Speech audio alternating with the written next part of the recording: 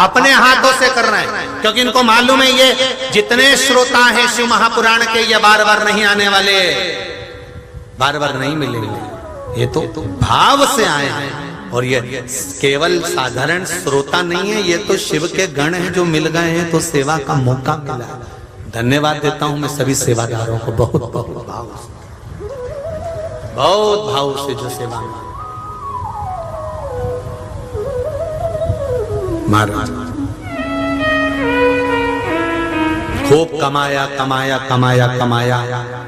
7 दिन शिव महापुराण में लुटाने का मौका मिला है। जो आप लोग बाहर से आए हुए अतिथियों की जो सेवा कर रहे हो, चाय ले साहब, बिस्कुट ले साहब, खिचड़ी ले साहब, ले साहब, पोहा ले साहब, जो बांट रहे हो उसके लिए बहुत बहुत साधुवाद, बहुत बहुत धन्यवाद। जीवन को सार्थक कर लिया, जीवन की सार्थकता है।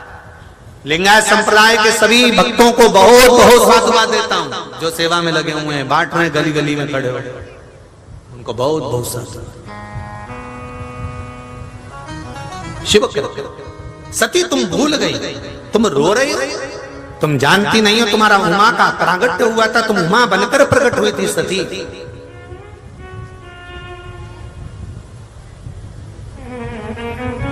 तुम उमा बनकर प्रकट हुई थी सती, और सती उमा बनकर जन्म लेने पर, प्रकट होने पर तुमने जब बेलपत्री के वृक्ष के नीचे मेरी आराधना करी तो तुमने वर मांगा था सती। शिव, हे महेश, हे शंभु, हे महेश्वर, आप मुझे वर दीजिए। शिव जी कहते हैं मैंने आपसे पूछा था कि आपको क्या चाहिए, तब आपने कहा था जब नारी वो इंद्र के कारणवश, ये रजो धर्म जो मिला ही इंद्र के कारण से ही तो मिला है। ब्राह्मण हत्या इंद्र के मस्तक पर चढ़ गई थी। इंद्र ने वो ब्राह्मण हत्या को 4 जगह पर बांट दिया था। पहला जल को दिया, जल तुम हमसे ब्राह्मण हत्या का अंश लो। जल ने कहा मैं ब्राह्मण हत्या का अंश लेता हूं। जल के ऊपर जो फेन रहता है, बुलबुला रहता है, वो ब्राह्मण हत्या का अंश होता है। अग्नि को दिया, अग्नि तुम हमसे ब्राह्मण हत्या का अंश लो। अग्नि के ऊपर जो नीली लपट होती है, अग्नि के ऊपर जो नीली लो होती है, वो ब्राह्मण हत्या का अंश होती है। पृथ्वी को दिया, पृथ्वी तुम हमसे ब्राह्मण हत्या का अंश लो। पृथ्वी ने ब्राह्मण हत्या का अंश लिया। पृथ्वी का बंजर भाग ब्राह्मण हत्या का अंश है।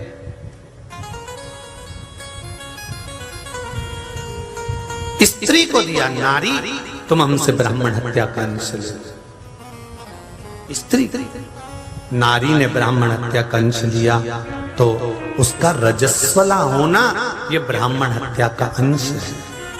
7 दिन, 5 दिन, 8 दिन, 7 दिन तक नारी जो भगवान की सेवा नहीं करती, पूजन नहीं करती, ये ब्राह्मण हत्या का अंश लगा हुआ है। तो उमा कर रही है, माता उमा महेश्वर से, भगवान महेश से कर रही है, भगवान शिव से कर रही है, शंकर से कर रही है कि मैं ये चाहती हूं कि नारी 7 दिन तक भगवान का भजन नहीं करेगी, या शिवजी पर जल नहीं चढ़ाएगी, या भगवान की पूजन नहीं करेगी, तो उसका जो करा गया पूर्व का पुण्य है वो तो समाप्त हो जाएगा। फिर उस पुण्य का फल क्या? सुन लो माताओं, कितना सुंदर बात माता उमा ने आप लोगों के लिए भगवान महेश से रखी। तो भगवान महेश ने कहा, भगवान शिव ने कहा, शंकर ने कहा, ओगड़ी मेरे भोले ने कहा, सुनो उमा, मैं तुम्हें वर देता हूं, नारी 7 दिन तक अगर मुझ पर जल नहीं चढ़ाती है, पूजन नहीं करती है, पाठ नहीं करती है, आराधना नहीं करती है, तो पूर्व में किया गया जो जल चढ़ाया है, पूजन करी है, पाठ किया है, अनुष्ठान किया है, उसका फल नारी को ये 7 दिन में प्राप्त हो जाएगा, मेरी ओर से प्राप्त। अब इसको समझो कैसे। ऊंट एक बार पानी पीता है, 6-7 दिन निकाल देता है। कितने दिन? एक बार ऊंट ने पानी पिया, 7 दिन निकाल दिया, 8 दिन निकाल दिया, वो पानी कहां गया? एक बार का पिया क्या 7 दिन काम आ गया? वो ऊंट अपने गर्दन में जब जल को रखता है तब वो जल उसको एनर्जी देता रहता है। उसी तरह रजस्वला धर्म के अंतर्गत 7 दिन नारी जो कर्म नहीं करती है, 7 दिन जो पूजन नहीं करती है, 7 दिन तक जो मंदिर नहीं जाती है, 7 दिन जो शिव पर जल नहीं चढ़ाती है, उमा और महेश की कथा कहती है शंकर भगवान महेश ने, भगवान शिव ने वर दे दिया कि नारी ने अगर पूर्व में जल चढ़ाया है तो उसका एक अंश का भाग उसको इस रजो धर्म के समय पर भी प्राप्त हो जाएगा। अब इसके लिए भी प्रमाण का एक भाग और सुन लो। अगर आप लोगों ने कथा का स्मरण करा हो, द्रौपदी का चीर भगवान कृष्ण ने बढ़ाया था। उस समय पर द्रौपदी 3 दिन का स्नान करी थी।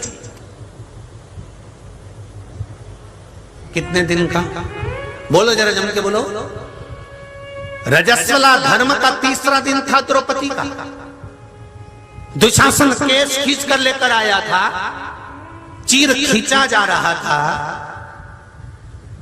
भगवान कृष्ण द्रौपदी का चीर बढ़ा रहे थे तो भीष्म पितामह देखकर कृष्ण को एकांत में, जब सैया पर भगवान भीष्म पितामह पड़े थे तब भगवान कृष्ण सामने खड़े थे और सामने खड़े हुए भगवान कृष्ण से भीष्म पितामह ने कहा, कन्हैया कानूड़ा, एक कृष्ण द्रौपदी रजो धर्म में थी, रजस्वला थी, 3 दिन का रजो धर्म था द्रौपदी का, और तुमने चीर बढ़ा दिया, स्पर्श कर लिया।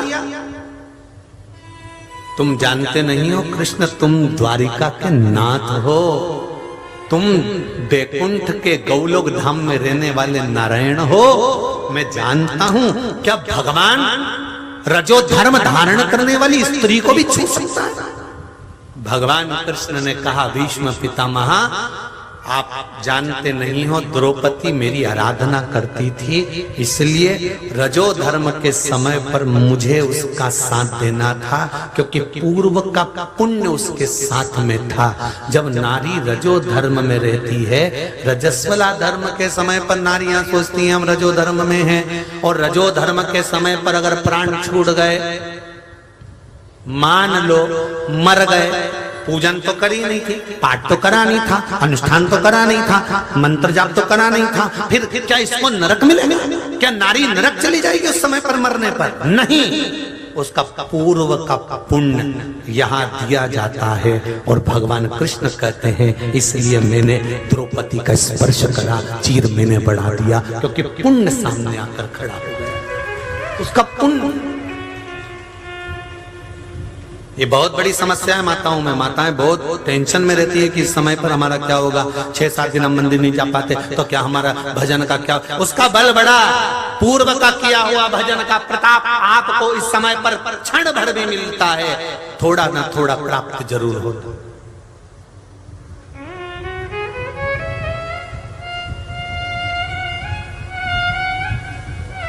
प्राप्त होगा। सती तुम रो रही हो, तुम्हारे नैनों में जल भरा हुआ सती, कि तुम 7 दिन पूजन नहीं कर पाई? नैनों से अश्रु नहीं निकलना चाहिए, तुम्हारा पुण्य तुम्हें प्राप्त हुआ। 8वां दिन तो है, करो पूजन। सती ने पूजन करना प्रारंभ करा, पूजन किया, शिवराजी हुए, दोनों सती और शिव का विवाह हो गया। शंकर और सती का विवाह हुआ और सती मैया शिव जी के साथ में कुंभज ऋषि के आश्रम में कथा सुनने चली गई। कथा सुनने के लिए सती मैया पहुंची हैं, पर दिल मन चित्त लग नहीं पाया, क्योंकि आपके साथ में भी ऐसा होता है, कई पड़ोसन के पति पड़ोसन को गोवा घुमाने ले जाते हैं और तुम्हारा पति तुमको घुमाने के लिए काशी ले जाता। तो जिसका पति गोवा घुमाने ले गया तो पत्नी कहती है देखो उनका पति उनको गोवा लेकर गया, देखो उनका पति उनको वहां लेकर गया, देखो उनका पति उनको मुंबई लेकर गया, देखो उनका पति उनको पुणे लेकर गया। अरे आपको गर्व महसूस होना चाहिए कि आपका पति देवाधिदेव महादेव के यहाँ लेकर गया है, शिव के द्वार लेकर गया, शंकर की चौखट पर लेकर गया।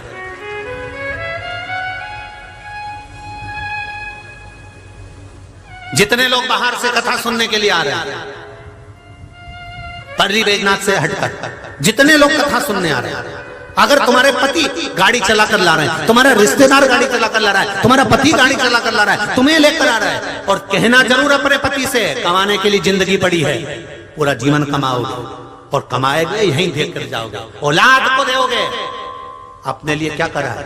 7 दिन की शिव महापुराण की कथा चल रही है, 3 घंटे सट और नीची करो, कथा में चलो। यह अपने लिए कमाना है, किसी दूसरे के लिए नहीं। जो दुकान पर बैठकर कमाया वो बच्चों और पत्नी के लिए और परिवार के लिए कमाया। 3 घंटे यहाँ बैठकर जो भगवान का नाम ले रहे हो, शिव महापुराण की कथा को सुन रहे हो, बाबा का विश्वास अपने भीतर प्रकट कर रहे हो, ये कमाई ना पुत्र की है ना पत्नी की है, ये कमाई अपनी खुद की है, और ये कमाई तुम्हारी वहां काम आएगी, यहाँ नहीं। अंत समय यही कमाई तुम्हारी सामने। कह दो पति कमा कर लाकर तुम्हारे हाथ में देता है, ज्ञान देना तुम्हारा काम है। थोड़ा सा तो बोल सकती हो, कमा लिया ना, 3 घंटे में कोई बड़ा निहाल नहीं हो जाएगा। चलो मैं तुझे छोड़ के आ जाऊंगा, चल बैठ गाड़ी पे, छोड़िया ना, 5-10 मिनट बैठ जाना, मन लगे तो सुनना, नहीं तो पगला तो पगला। वो तो कथा बोलेगी सही, अपन को अगर सुनना हो, मन लगे तो बैठो, तो अच्छा, तो तुम टेंशन मत लो, मैं तुझे छोड़ के आ जाऊंगा। हाँ तुम मेरे को, हमें याद है वो कथा चेन्नई के डागा जी की। डागा जी की पत्नी चेन्नई में डागा जी से कहती है कि श्रीमान जी मुझे कथा कराना है शिव पुराण, और महेश्वरी भवन में कराना है आप कथा। दागा जी बोले तू करा ले, मना नहीं, मेरे साथ में 7 दिन बैठना पड़ेगा। उनकी स्टील की फैक्ट्रियां 2-3 दागा जी की, तो नहीं नहीं नहीं मेरे पास इतना समय नहीं है। बेटे बहू को बिठा दे, बेटा कहता है मम्मी मेरे पास टाइम नहीं है, बहू कहती मैं तो बैठ जाऊंगी आप कहोगी जैसा, पर इनके पास समय नहीं। इतने में दागा जी की पत्नी अपने पति को रात को माइंड फ्रेश करके बोली, मान लो अगर मैं मर गई तो तुम कितने दिन ऑफिस नहीं जाओगे, वो बताओ तुम। तो मैं मर गई तो तुम कितने दिन ऑफिस नहीं जाओगे? दागा जी बोले अब फालतू की बात मत कर, तू क्या चाहती? नहीं पहले बताओ मैं मर गई तो कितने दिन? अब तो 10-12 दिन। तो 10-12 दिन में से 7 दिन शिव पुराण के दे दो, बाकी के दिन चले रहना। चलो चेन्नई के डागा जी हमको ये जब बात बताए तो हमने कहा डागा जी धर्म पत्नी एक ऐसी होती है, कभी आप जाएं चेन्नई में, स्टील की फैक्ट्री है, अधिक मास में फिर डागा जी कथा ले रहे हैं, तो कभी उनसे मिलना और पूछना कि एक बार शिव महापुराण की कथा कराई थी और शंकर ने क्या नहीं दिया, 3 फैक्ट्री की 6 फैक्ट्री हुई कि नहीं, उन दागा जी से पूछ कर आना शिव कृपा क्या होती है वो बता। शंकर का अनुमोदन, शिव का स्मरण, शिव भक्ति क्या होती है ये आप भी कह सकती हो।